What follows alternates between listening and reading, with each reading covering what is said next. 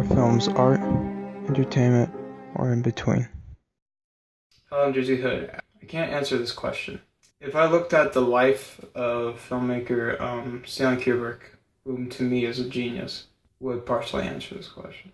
Stanley Kubrick was born on July 26, 1928 in Manhattan, New York. Stanley was born to Jewish yet unreligious parents of Western and Eastern European ancestry. Kubrick had only one sister, Barbara Mary Kubrick, who is still alive to this day. Kubrick grew up as a school misfit. He was later discovered to have a very high IQ, but did terribly in school. Got to graduate with an average of 67 from high school, which was too low for entry into college. But this did not stop him from pursuing the world around him, which was empowered by a keen obsession with photography. His dad got Stanley a camera when he was 13 years old. From then on, he was empowered by it. In 1945, when President Franklin Delano Roosevelt died, Kubrick took this picture of a newspaper seller who was depressed, which got Kubrick a job at Look, a photojournalist magazine. Photography wasn't his only thing. He was also an avid chess player, which he would actually use for a living for a bit. He also started to develop a vigorous interest in cinema when he made regular visits to the New York Museum of Art. His first film, a 13-minute documentary, was called Day of the Fight, showcased a box fighter named Walter Cartier.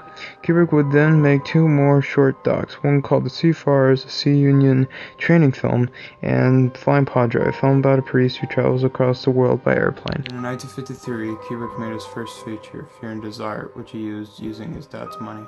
It shows a group of soldiers fighting an unknown war within an unknown land. Kubrick would later call this his worst film and try to disown it.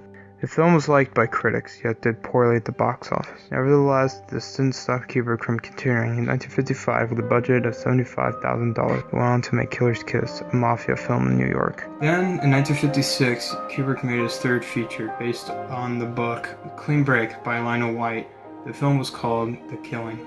It is a heist movie about a robbery at a racetrack that would inspire many filmmakers such as Quentin Tarantino with his film Reservoir Dogs. Prior to this, he was playing chess in Washington Square when producer James B. Harris greeted him. Harris was looking for young talent, and highly intelligent and creative young man was what Harris was looking for. The next year, Kubrick went to Europe to make Paths of Glory. It is regarded by many as an anti-war movie set in France during World War I. It starred Kirk Douglas as a commander of the French army. I apologize for not revealing my true feelings. I apologize, sir, for not telling you sooner that you're a degenerate, sadistic old man. And you can go to hell before I apologize to you now or ever again. During the filming, Christian Harlan, seen here, was hired to be a captured woman in war who was forced to sing in front of the French soldiers. Kubrick and her would marry a year later. They would have two children together, Vivian and Anya, along with Hinata, who was from a previous marriage of Christian. In 1960, Kirk Douglas was working on a new movie called Spartacus, which went into production hell. Douglas then asked Kubrick to direct, which Kubrick finally accepted. I'm Spartacus! I'm Spartacus!